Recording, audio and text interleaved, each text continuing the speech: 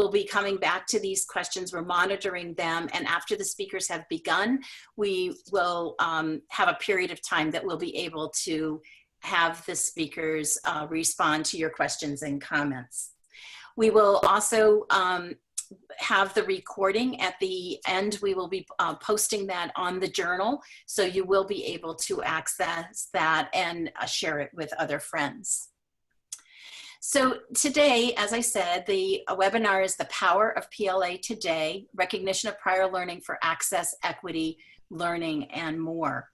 The reason we are addressing this topic today is that the why behind prior learning assessment is even more critical today after the COVID-19 pandemic beginning, as well as we move into the future, as it ever has been. Behind the why really sits the philosophy from which we approach how to assess learning that's been acquired outside of the traditional academic environment. And that philosophy drives our policy and practice. And what we found is that more recently, a lot of the work around assessing and recognizing learning has been very focused on the practice, how we do this, and how we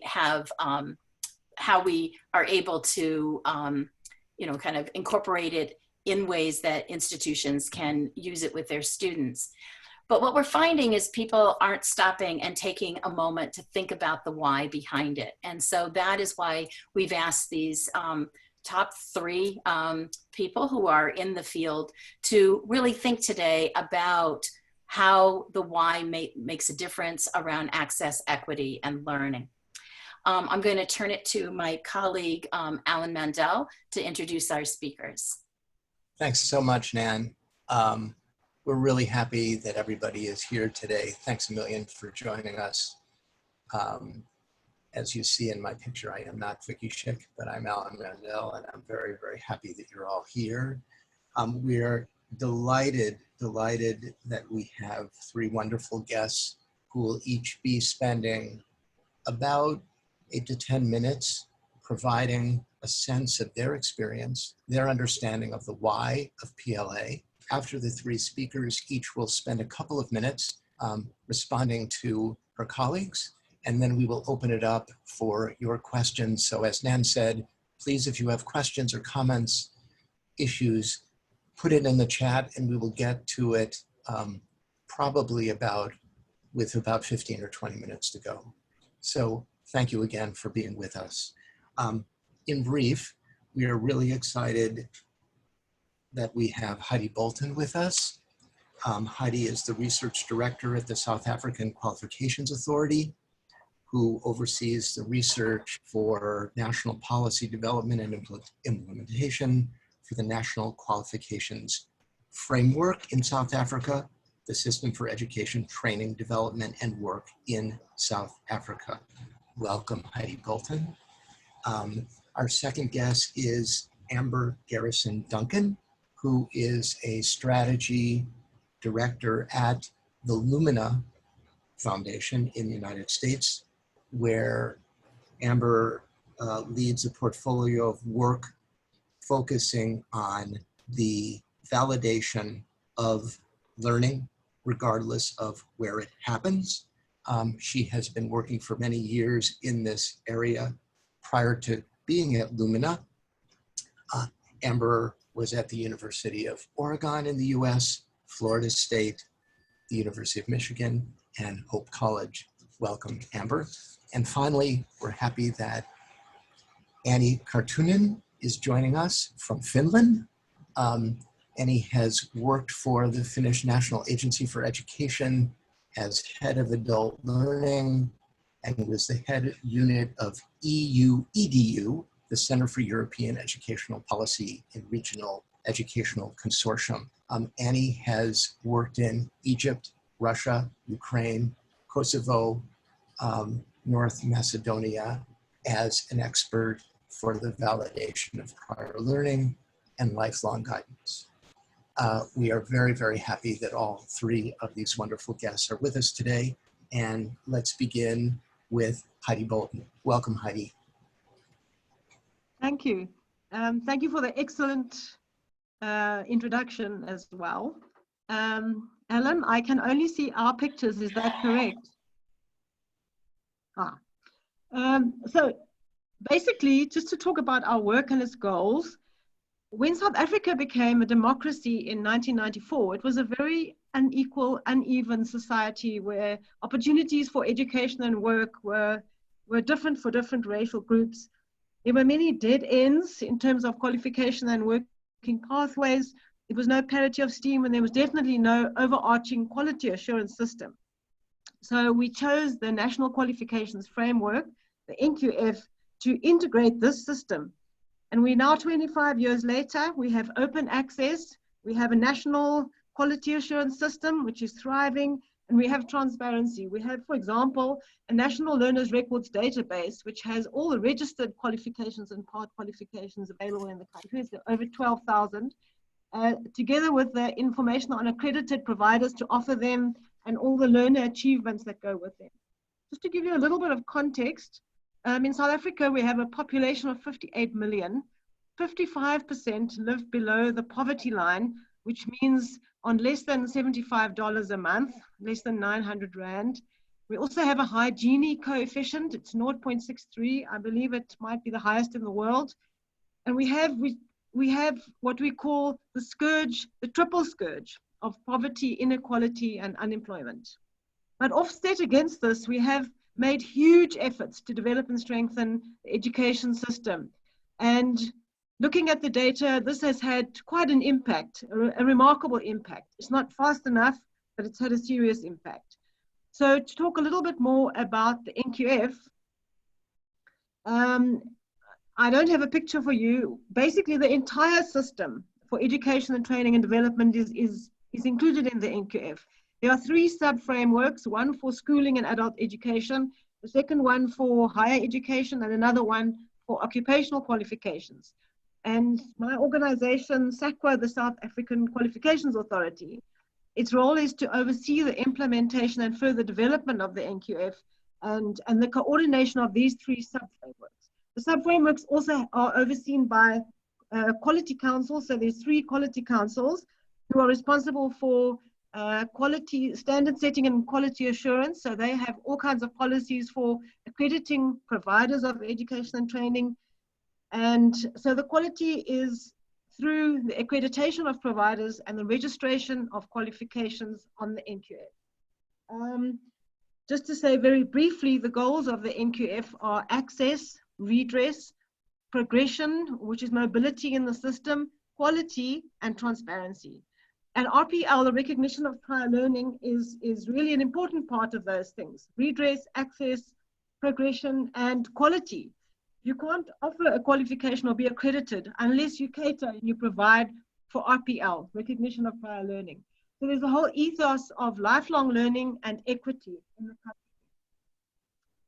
country. It's basically compulsory to offer RPL routes, and professional bodies are also part of the NQF. And they need to be recognized in the NQF context. They need to follow SAQA's policy and offer an RPL route to their professional designations. So at the moment, there's a huge focus on learning pathways and progression. We call it articulation, and it can be systemic, connected up bits of the system. It can be through inter-institutional agreements, which support the connected up bits, and learner support. So career advice at national level and institutional level is very, very important. Alan did ask me to touch on data, so I just want to say very briefly that I've got a picture here. Can you see? I didn't want to put a slide, but Alan asked about equity and tracking data. So we have data for every sector of the system, and enrollment and learner achievement for every qualification and sectoral patterns are per race group. So here you can see the rainbow colors. And so you can see the trends over time. So we have a lot of data. But I wanted to end by, I feel like I've just started. I wanted to end by, we did some research recently, interviewing RPL candidates who've been successful. And there's some transcripts here. And obviously they're anonymous, but I wanted to read 3 to you very quickly. The first one was a person who started in prison after school. I did everything, this is their words now, I'm reading. I did everything in 2012 when I was in prison for armed robbery, using rocks and mandrakes. I did my RPL process in 2015. I'm now in my third year of social work, a bachelor's degree, social work. I went to FET college, I did community development, and the lecturer suggested I go to the university. The RPL process gave very good preparation for university because university is very different to everything else around me. I knew what I was getting into. I got an H for maths at school. That is basically 0 to 20%. There wouldn't have been another way for me to get into university. I had a wonderful mentor. This is the RPL mentor. I had a very, very good experience with the centers program. There are other students at the university who were with me in the same RPL program. They're now doing honors, some are doing master's degrees. A lot had to leave school because of crime in the area, and the RPL program was an opportunity to get a professional qualification. So that was one. The second one, the university is in an area with high poverty and crime and unemployment and so on. So the second one was a young woman. She says, I had an FF symbol for maths at school. That's about 30%. I worked at various places. It was a double FF for salary. Every day I just came to the university. I got dropped here by public transport and walked around and around because I wanted to be here. I could only do the RPL program on a Saturday. I'm a single mother with children. I have to work. The RPL unit assessed me. They send you an acceptance letter. The RPL administrator assisted me. I just walked through the doors. It was incredible. My son got a very bad lung infection. He almost died. I came to the RPL administrator and she helped. And she goes on to say that last week I got a certificate with a golden key for high achievement. She also says, I did a lot of cleaning the church. I had to survive as a single parent. You are degraded. But the RPL process showed us the value of it. It shows how it feeds into learning. When you come here to the RPL unit, they teach you how to draw on your life experience and to build on that and become a success. And I have to add this. She took her friends to the RPL sessions. And then she says one of them stood up in the church the next Sunday and announced to the people in the church that they could do RPL at the university. The people came and flooded the next information session at the university. They filled the whole hall, and the university had to get a bigger hall and do another information session. Okay, these are beautiful stories to hear. The last one is that it's a different one. In 2003, I walked out of the doors of a large supermarket chain store. I decided I no longer wanted to work as a shelf packer. I volunteered with an ambulance service. I became an ambulance worker. I did basic firefighting, life-saving, and sea rescue. At heart, I didn't want to do it. I grew up in an area known for poverty and crime. I completed school, burned the yellow stuff, which is drugs, and burst tires. Then I went overseas to Miami, Florida, through the ambulance work. I worked for 8 months in a country club. I worked with the rich and famous of Florida. I stayed for 2 years and 6 months. I worked in Boston, Massachusetts, Cape Cod, and the Florida West Country Club. I had a fabulous time and didn't want to come home until someone offered me a permanent job and I didn't have the qualifications. That's when I decided I want the qualifications I need so that if a job like that ever came up again, I could accept it. So I decided to sit in high school again because my grades weren't high enough. Then she attended RPL classes, submitted a portfolio of evidence and was accepted. And she says, it's interesting, you're not alone in the RPL process and beyond. You're not handheld either, but there's always a door you can knock on. I've been at the university for 4 years now. I finished 3 degrees in honors. I registered with the Department of Geography. I did the full-time course and I added myself as a student in the Water Sciences department. I passed so many modules, etc. And I contributed to a peer-reviewed book. My honors work is chapter 5 of the book, and she's now been offered a scholarship at a university in the UK. So for me, I think that's 10 minutes. There's a lot more to say. I want to add by just making a very simple, quick announcement that in 2022, from the 10th to the 12th of May, in Cape Town, South Africa, we're having a big RPL conference. It's called the 4th. You're muted. Heidi, you're muted.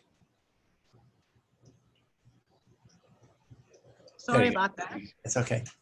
Okay, the fourth validation of prior learning Biennale on the 10th to the 12th of May 2022 in Cape Town. And please keep it in your view. It's a celebration of RPL. There'll be a face-to-face component of it and an online component as well. Thank you very much. Thank you so much, Heidi. We really appreciate it. The extraordinarily moving personal stories, RPL, PLA in relationship to access is just very poignant. So we really appreciate that. We now turn to Amber Garrison Duncan from the Lumina Foundation. Welcome, Amber. Hi, everyone. I'm so glad to be able to join you, Heidi. Thank you for that wonderful introduction to what's happening in South Africa. And thank you to Dan and Alan for having me here with you all today.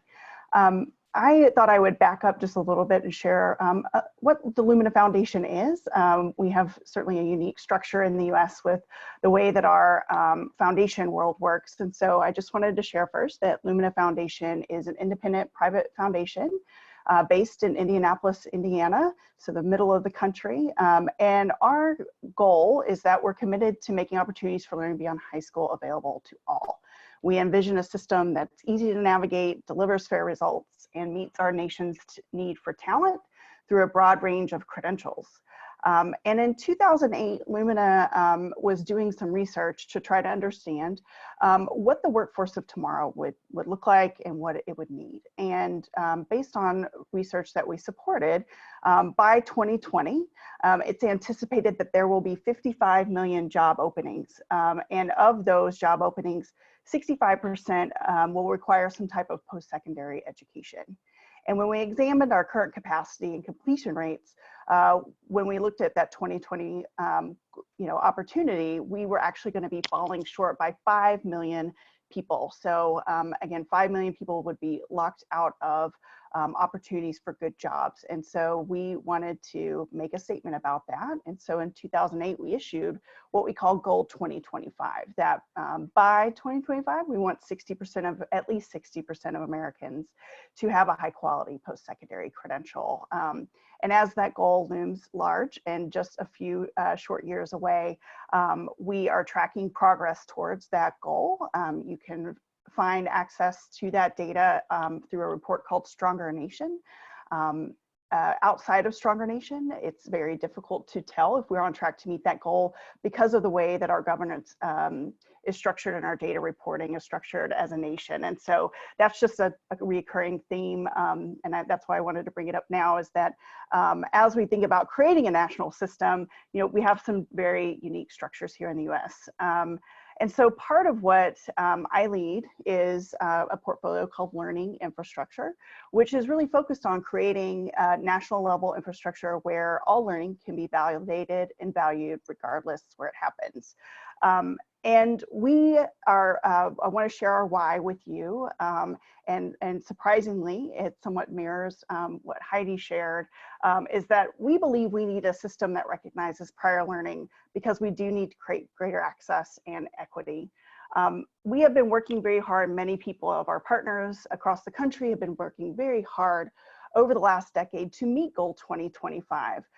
But most of those efforts really focused on how we drive access and completion within traditional colleges and universities, and focusing on the students that were already there. But we believe that it's time for a new era of expansion, and one that recognizes the value of learning happening outside of the academy.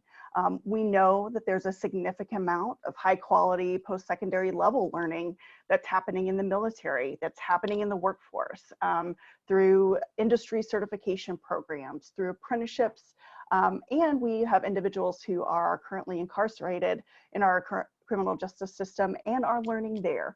But oftentimes that learning is not validated and valued in the way that it should.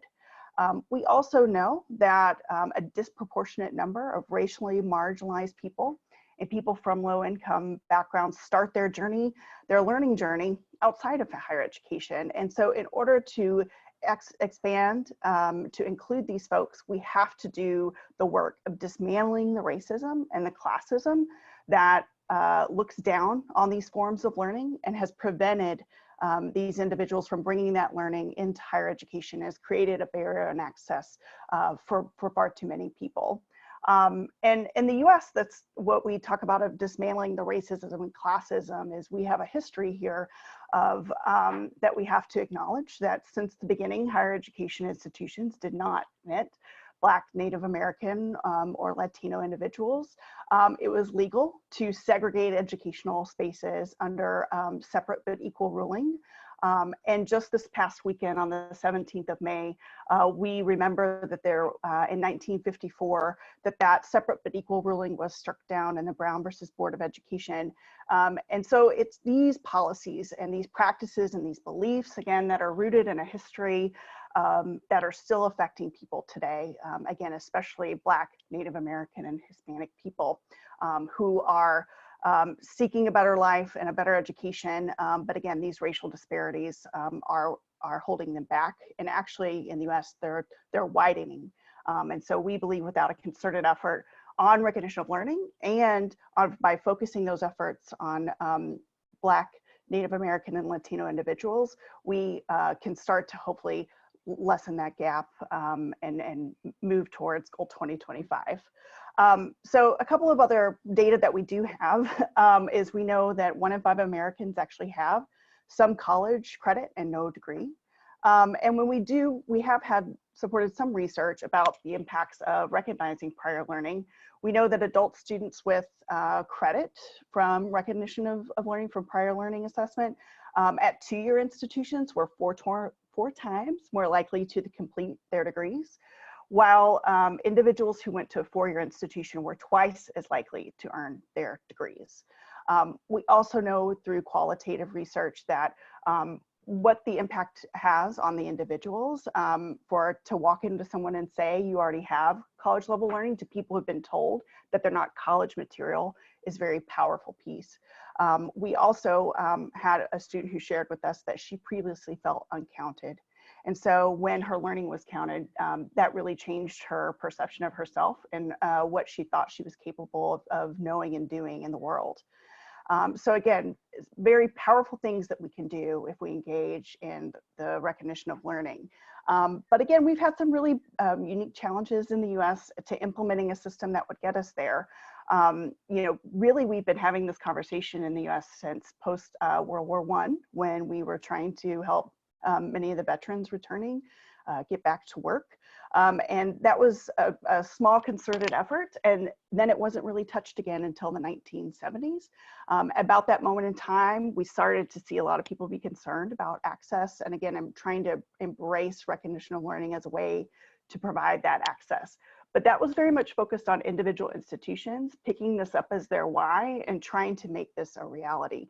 There was absolutely nothing in our higher education system that said, you should do this, you could do this. And so these institutions were really front runners. Nan and Alan happened to work at one that have this as their core mission. Outside of these wonderful institutions that were innovating, again, there wasn't really a lot of activity being done at a state or national, federal level. And the conversation was pretty quiet for a while in those intermediate years. We'd started to see activity pick back up and interest pick back up in the 1990s. But sadly, even by 2012 survey, only 27% of institutions reported that they actually engage in recognizing prior learning. So again, we have a lot of work to do to get this goal accomplished. There have been more recent efforts for states to step into this. So states have set policies saying to institutions, you must have a policy. That doesn't mean that they make that transparent to the institution. There's no guarantee that students know that's an option for them. And there's no guarantee that they actually provide that to every student or try to scale that in any way. And so we have seen that be a step forward, but again, not sufficient to getting that there where we would need it to be. And again, we have part of our problem is a lack of national level evidence around recognition of learning and prior learning assessment, since again, activities to recognize learning are very specific to the institution that's doing that work. and there's no state or federal reporting structures. So even though states may ask institutions to have a policy, there's no accountability mechanism for what happens as a result of that policy. So those are just some of the big challenges we have to getting this work going. And it really is, I think, reflects that it's part of a social movement about institutions and people who are committed to equity who have picked this up. But again, it shows that the scale is really a hard aspect of the work for us. And so some of the work we've been supporting, again, with lots of partners here, I don't want this to sound like I'm doing this work myself or that Lumina is doing all this. We have lots of great partners, but our strategy to try to get over some of these barriers is to help national and state level actors actually create this system we need. And so a lot of our grant making activities have gone directly to institutions to try to expand from 27% to increase that number. And so we've supported institutions to improve their curriculum transparency and assessment so that institutions are actually prepared to engage in the recognition of learning. We found a lot of institutions until the last probably 10 years didn't always have clear learning outcomes, didn't always know what courses were responsible for teaching what types of curriculum. We also found that assessment was lacking. And so again, if we're talking about assessing learning that comes in from somewhere else, if I can't even assess the learning I'm providing, there's a barrier there for engagement with faculty. So we spent a lot of time doing that kind of work and supporting that kind of work. We also launched the Competency-Based Education Network, which is a group of institutions that are committed to actually working in competencies regardless of seat time. And so that group is 3 years old and has grown to about 150 institutions. We also have been leading work to create a new type of transcript. As you all probably know, part of the barrier is getting access to transcripts, being able to translate that, understand what someone's bringing in with them, and then track that into the curriculum. And so we've been working with a lot of our technology friends to figure out how do we enable this to be much easier lift for institutions, and again, to be able to scale this for every learner. And so we've been working with partners to create new competency-based transcripts that also utilize machine learning tools to scale the ability for audits to happen and to automatically award credit. So no more hand matching of pieces in Excel spreadsheets. We want to be able to automate that. We're also supporting states to take their next step in providing different types of policies and accountability that would actually support more institutions engaging in recognition of learning.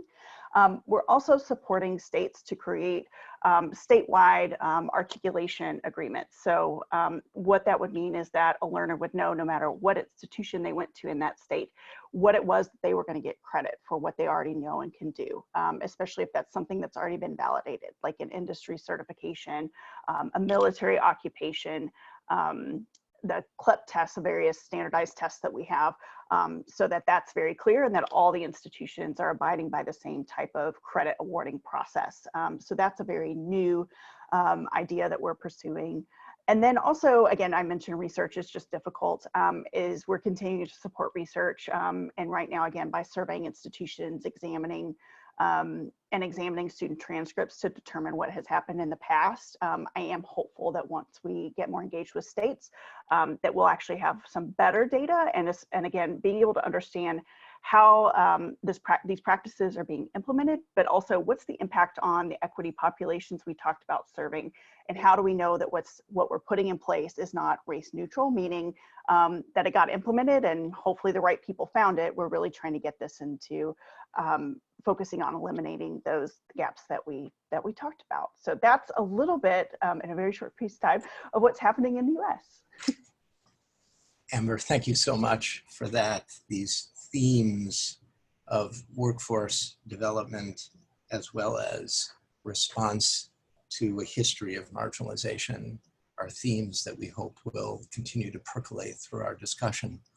We're now very glad to have our third guest this morning, Annie Kartunen from Finland. Welcome, Annie. Thank you so much. And thank you for inviting me. This is a really nice opportunity to be talking about my experiences training trainers and educational authorities around the world. However, I was very pleased when we were discussing the goal and the aim of this particular webinar, and the question being why rather than how, because the why question is really why we all should be doing this. I'm going to give you two quite short examples, one from Finland and one from the Ukraine. Firstly, in Finland, which is my country, we started originally developing validation type of system already in the 70s. Finland was a relatively poor rural country back then. We had been impoverished by the Second World War, and Finland was still quite a rural country. But then when the 80s came and the IT boom hit the country, there was zero unemployment. I mean, the economy just boosted, and it went up and up and up. So then it was decided, okay, we do not need any recognition systems because everybody had a job in a way. And but then, surprise, surprise, the IT bubble, it just bursted, right? And so that was the beginning of the 90s, very early 90s, 1991 actually. And then there was mass unemployment, and the country was really on the verge of bankruptcy. I'm saying this seriously. It was really like, you remember the case of Iceland just a few years ago. It was as bad, or Greece, or you know, whatever horrible examples you've heard of countries going nearly bankrupt. And in those days, there was no EU for us to save us or bail us out. There were very little international loans available for countries, because all these mechanisms have been developed later on. So, however, educational authorities, along with Minister of Labour people, started thinking, okay, what can we do? Because we have massive unemployment figures, and we need to do something about these people, because many people didn't necessarily have qualifications of any sort. So they sort of dug out the paperwork that they started developing in the 70s, and they continued from there. And by 1994 already we had a competence-based qualification system in Finland. So it was very fast work. So we had approximately like 350 VET qualifications, vocational education and training qualifications, all described in terms of learning outcomes, and it was possible to validate. And I'm talking about not validating from formal to formal, but I'm talking about validating from job experience to gaining formal qualifications. So I'm talking about validation of informal and non-formal learning, really. And since then, it has been sort of like, in Finland, it has been like the great equalizer in a way, that and stabilizer, because whenever there is some sort of an economic uncertainty going on in the country, then more and more resources are put towards education and training, and people are being validated, so they can get new career opportunities, and the whole economic scene is very flexible. People have adopted this idea of continuous learning, and people are not afraid to go to school and learn more, whatever they need to, on top of validation practices. So this is the case of Finland. For us, it's kind of like a normal thing to do. We've had it for 25 years. So, yeah. But then I'm going to tell you a little bit about Ukraine, because I was working there. I started working there in 2014, when Russia occupied the Crimea. And that was like the eye opener for me. Prior to that, I had always thought that, okay, validation is a great tool, and it's a nice pathway towards learning. But then when I saw, I was actually there working at the time when the Maidan was still covered with guerrillas and they were living in tents, and it was a very messy situation, and you know there were like active war going on, and TVs were showing this, you know, fighting everywhere. And so it was, first of all, quite difficult emotionally to be working there. But then when I started seeing over time, like thousands and thousands of people from the Crimea area to migrate to Kiev, which is the capital of Ukraine. And when I realized the situation that they were in, that practically most post-Soviet countries had a very good education system, both in the vocational education sector as well as higher education. And I would say that more than 90% of people had some sort of a qualification, especially from the adult population. But oftentimes in the olden days, because there were central governments, you see, so the central government would pretty much dictate in some cases, like how many people should be studying to become welders and doing this and that. So people sort of, they studied what they were advised to do, but they necessarily didn't work on that particular field in their entire lives. Maybe they had a family business, maybe a welder, a person with welder's qualification had been working as a baker all his life. And then suddenly, when they had to migrate to Kiev, to the other side of the country, they were ripped off from their networks, from their families, whatever they knew, from their businesses. And suddenly they had to start finding new work and a new path for life. And they had a formal qualification of a welder, but they didn't have the expertise. They didn't have the competencies to be a welder anymore after, let's say, 30 years or 20 years even. And then they they were sort of stuck, because they, of course, they wanted to work in bakeries or whatever their real sort of occupation was, but they were kind of stuck because they had wrong qualifications. And in some countries, qualifications really matter. So even in the sort of more sort of hands-on jobs, you really have to have a formal qualification to be able to do that. And when I saw these long lines of people, you know,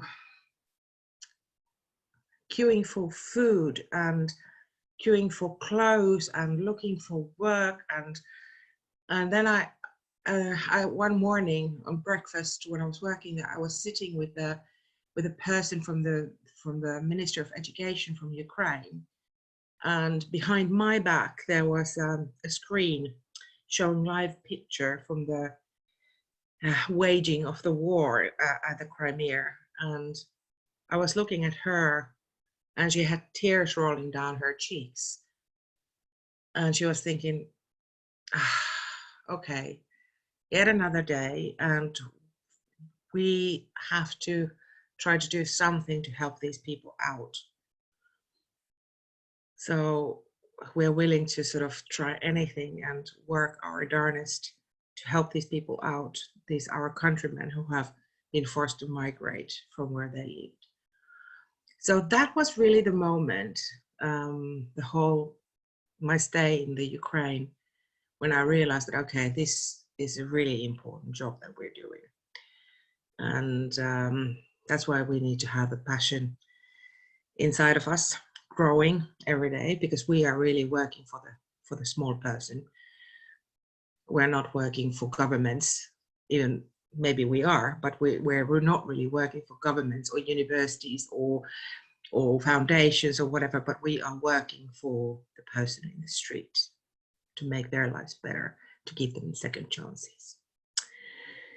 Okay, that was me. Thank you.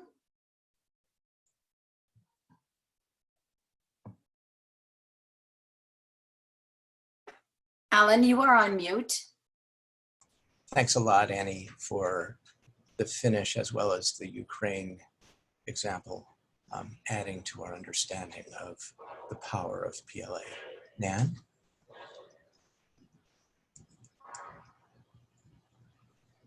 At this point, we don't have any questions that are the comments that we have right now on the side are in great support of the stories and the efforts that have been shared. Many people are commenting about, just the power of what you have said. We have a few minutes while we're waiting for some questions to see if Heidi and then Amber and then Annie, if you could just very, very quickly in 1, maybe 2 minutes, either comment on what the others have said or also or comment on the power of this even now, even more with the pandemic. And so we'll have Heidi start. Thank you. Amber, so there are a number of things that really chimed a lot. You mentioned valuing learning outside the formal system, learning in life, learning in workplaces and other contexts. I can't emphasize that enough. So employers and professional bodies and all kinds of different contexts have a huge role to play in learning. There's a need for a culture of learning. You also mentioned difficulty in implementing. It helps to have government or high-level commitment, yes. You mentioned learning outcomes, absolutely critical. It helps progression and pathways.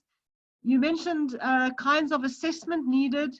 And I know, like in South Africa, the SAQA develops policy for level descriptors, which also touch on outcomes, and registering qualifications, which also touch on outcomes, as well as RPL and assessment and a couple of others.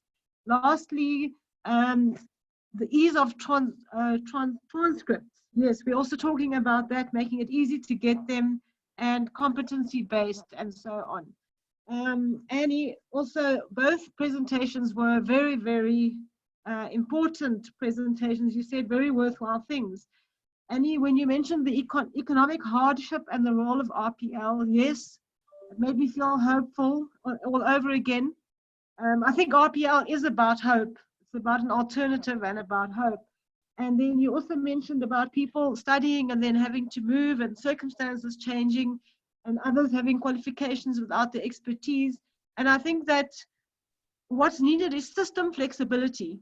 And RPL is about just doing things differently and being more flexible. And of course, with COVID, all these things apply all over again. Yeah. Thank you so much, Heidi. And I will come to the questions just a minute, but I'm going to give Amber and Annie each a chance to speak as well. Sure. I just feel very honored again to be in the presence of Annie and Heidi. I feel like certainly everything that you shared, there were so many commonalities, even from when we were doing the first call about the why and the power of what recognition of prior learning can do for people. And Annie, something you just said was, we're not standing up for anyone else but the student. And I think that is oftentimes for people, especially the populations of learners we're talking about, there's not someone standing up in the system to dismantle these barriers. And I think that that's just so critical in everything that's happening, what Heidi's doing and what Annie's doing, and what our colleagues in the US are doing, is they really see this as a way to stand up for students. And Heidi, I wanted to share too with qualifications framework piece that some of the work that we've supported here in the US is certainly how do we create these qualification frameworks. Nan actually worked on creating one of them. The problem we've had is because, again, we don't have a kind of national or federal level approach, we now have this proliferation of like 1,000 frameworks in the US. So Nan and I were also, were privileged to co-author a paper with some others about what frameworks are and why there's so many of them. But I do think that infrastructure, again, at a national level, that allows people to understand how to translate this learning and again, value it from all these different places is just really important. And the other piece that I will just share reflections about COVID, we're really anticipating that more students will be stopping out than ever before.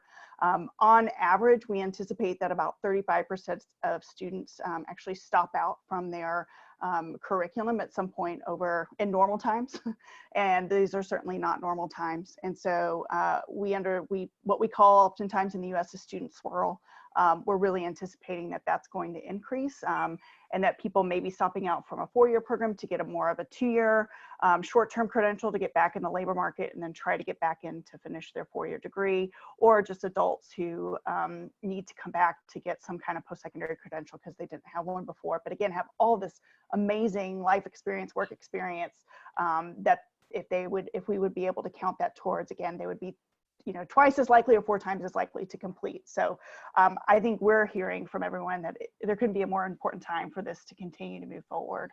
And so please, what we hear is please keep investing, keep moving forward. So so there's that. But again, we know why. The student stories that Heidi and Annie shared are just, they sit with you and that this is just so critical and important. Thank you so much. And Annie? Yeah, I think I'm usually a very impatient person, and I keep on changing jobs and job profiles and whatever. But why I've stuck with validation is exactly the reasons what Amber and Heidi were explaining, that it is so empowering, these stories and understanding what we try to do to people. I actually have questions, not so much comments. First goes to Heidi. You mentioned statistics, and of course statistics are really, really important when you're building up a validation system, because that's the way how you can actually follow up if you're doing stuff right. And that's lacking in many, many countries that are doing validation. And it's sort of then, for example, educational authorities who are trying to convince other stakeholders that, okay, this validation is important, then they do not have the tools actually to show them why it's important, because they're lacking in the statistics. So Heidi, for example, have you done any research in South Africa regarding for example, if people have gained better salaries after validation, or if their sort of social status has improved after validation, or RPL, you call it RPL? Okay, Ellen, should I answer straight away? Yep. Okay. Ellen, you're on mute. You can answer straight away very quickly, and so we can get to the questions that are in the chat. Okay, Annie, we do have figures on who's doing RPL and how much they're doing.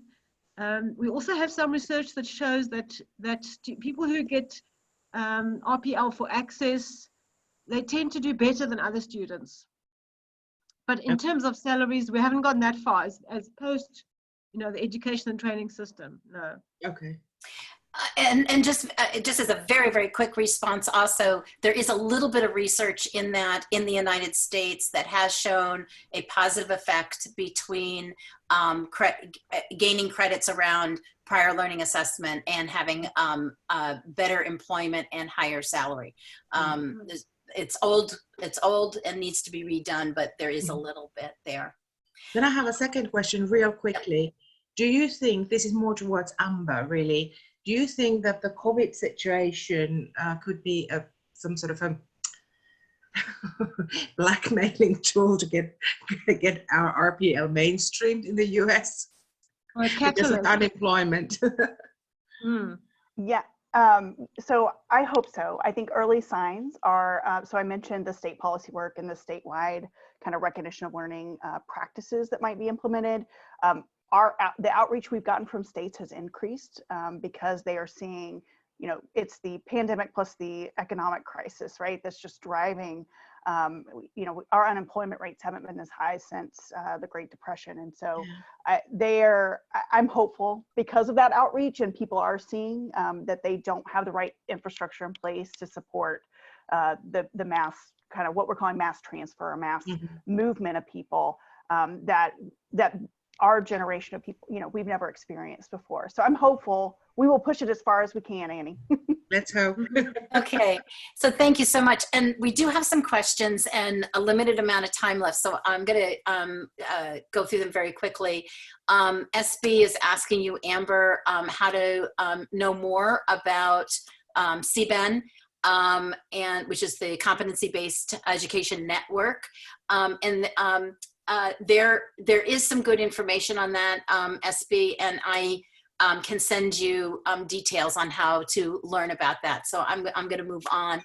Rosemarie is asking about the barriers, and it also Colette is also asking about barriers specifically to Heidi.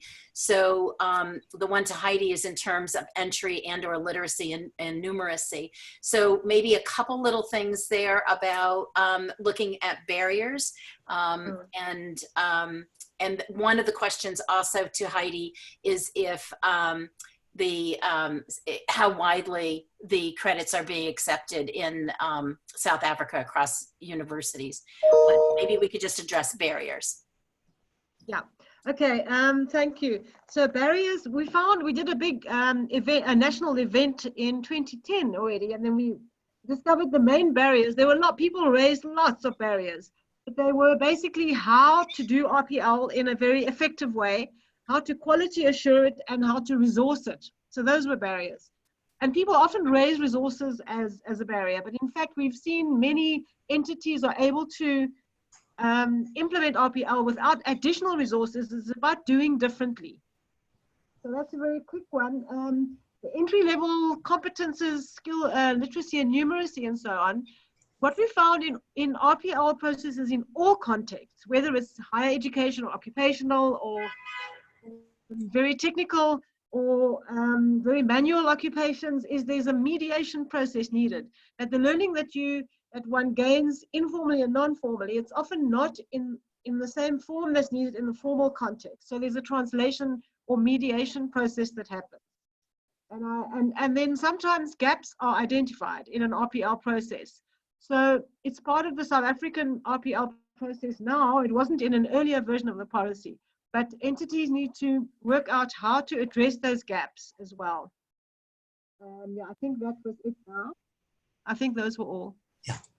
Oh, how widespread accepted. Yeah, that's right. I think we're busy doing research on all the entities. They must give us a response on how they deal with RPL entries and credit entries and acceptance and so on. But I think there is movement. It's different. I think that even though it's compulsory, different entities embrace RPL and credit transfer to different extents and in different ways. We're only starting national reporting last year and this year. So I think reporting is going to streamline the way people do things so they've got the right information. But where there is a challenge is that when people go into the workplace and an employer wants a school leaving certificate or a basic degree, and the person has gone to RPL from primary school into degrees and postgraduate degrees, then the employer doesn't want to accept them.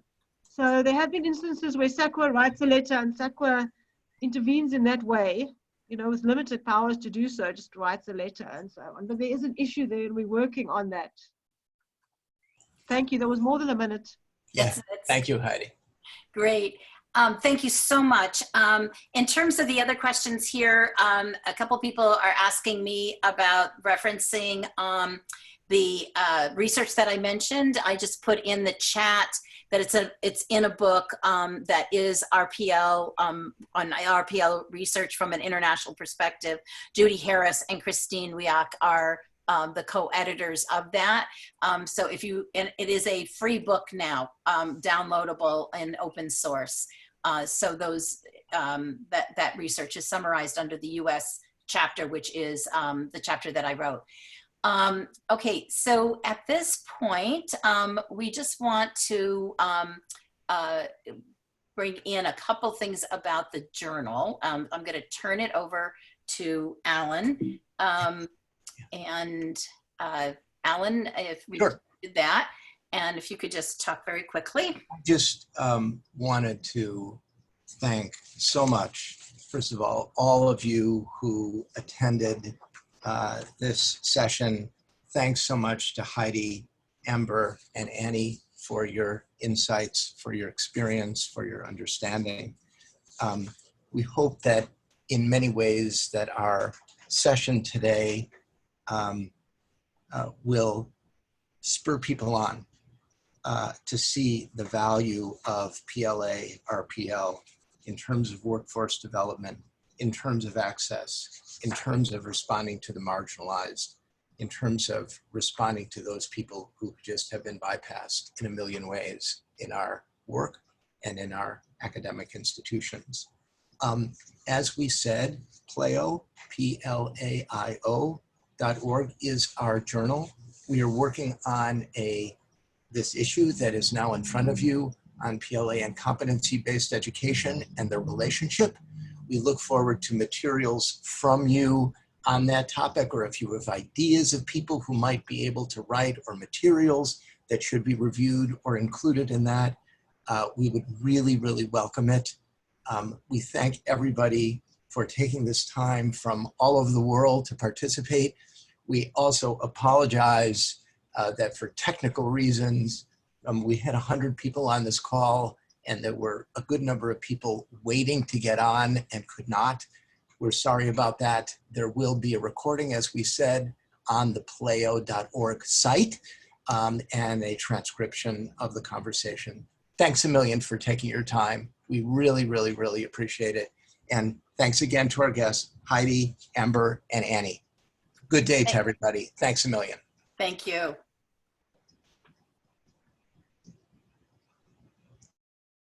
Thank you. Thank you so much. And I'm so happy. I saw that somebody here was from Ukraine and agreed with my story. So that really warms my heart. Oh, that's great. Great. That's great. We are sorry that at a certain point, it became clear that there were 99 people on the call and we couldn't, in the moment, move it beyond. And there were people in the waiting room hoping to get on it. It just technically